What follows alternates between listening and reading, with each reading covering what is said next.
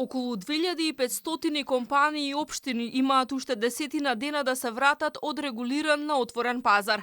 Некои од нив отворено се изјаснија дека немаат намера повторно да плаќаат струја по повисока бирзанска цена, бидејќи не прекршиле никаков закон.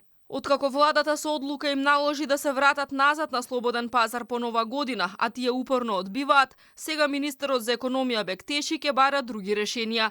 Дециден е дека фирмите шамаџии кои на разни начини се обидоа да го изиграат системот, ќе успее да ги стави во ред. Уверува дека ако треба ќе го промени и законот, бидејќи трошокот накрај ќе падне на грбот на граѓаните. Товарот оди кон домаќинствата и микро и малите компании кои стварно имаат потреба.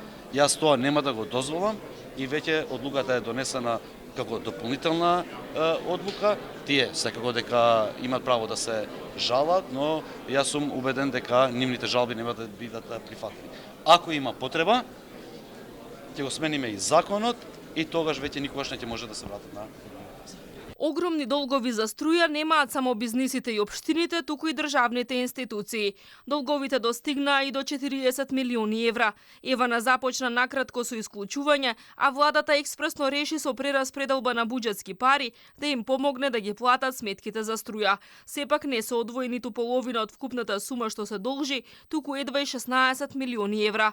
Министерот за транспорт Бочварски рече дека одвоиле пари за да се платат половина од заостанатите сметки за струја на Македонски железници транспорт, кој заедно со клиничкиот центар има најголеми долгови за струја кон Евана. Ќе продолжи грижата од страна на владата и поддршката за ова предпријатие кое што е витално предпријатие и во време на криза да продолжи да ги врши обврските и дејноста за кое што е формирано и да продолжи со работа и во делот на товарниот и во делот на патничкиот транспорт. Од Евана сепак со одговор дека парични средства се уште не се префрлени на сметката на Евана Хоум. Од компанијата велат дека прават напори да се реши проблемот за да не дојде повторно до непријатни ситуации.